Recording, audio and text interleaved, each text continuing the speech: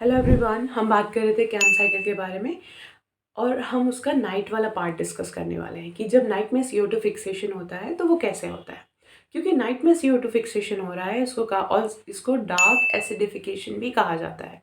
Dark मतलब night के duration में, क्योंकि लाइट की अवेलेबिलिटी नहीं है। एसिडिफिकेशन क्योंकि एसिड का एक्यूमुलेशन सेल के अंदर हो रहा है। ओके, अब जो हमारे कैंप प्लांट्स हैं वो क्योंकि वाटर स्कैसिटी वाले एरिया में ग्रो करते हैं जहाँ पे पानी की कमी है, वाटर की शॉर्टेज है, इसीलिए ऐसे प्लांट्स का स्टोमेटा नाइट टाइम में खुला हुआ होता है। अब क्योंकि स्टोमेटा खुला रहेगा तो गैस एक्सचेंज होगा और इन्वायरमेंट से CO2 जो है वो प्लांट के अंदर आएगी मेसोफिल सेल्स के साइटोप्लाज्म में।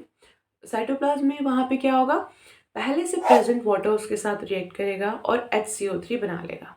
ओके, ये जो HCO3 है वो साइटोप्लाज्म में पड़े हुए PEP यानी फॉस्फोइनॉल पायरुवेट के साथ रिएक्ट करेगा और यहाँ पर एक पैपकेस नाम का एंजाइम काम रिएक्ट करेगा साथ में, जो उसको कन्वर्ट कर देगा ऑक्सैलो एसिटिक एसिड में। अब जो ऑक्सैलो एसिटिक एसिड है सेल के अंदर, वो क्या कर रहा है, उस पर एक और एंजाइम काम कर रहा है मैलेट डिहाइड्रोजनेज नाम का, जो कि NADPH लेगा और उसको मैलेट में कन्वर्ट कर देगा।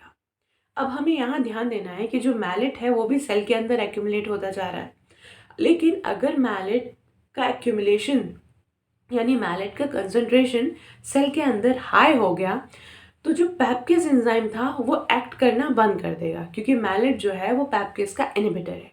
इसीलिए इस मैलेट को कहीं स्टोर करना होगा।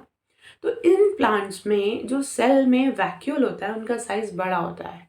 वो किस लिए होता है, वो एसिड्स के स्टोरेज के लिए होता है। ओके, तो जो वैक्यूल की वॉल होती है उसको कहा जाता है टोनोप्लास्ट। जैसा कि आपको पता होगा, उस टोनोप्लास्ट के ऊपर दो पंप्स प्रेजेंट होते हैं। एक होता है पायरोफॉस्फेटेज पंप और दूसरा होता है V टाइप पंप।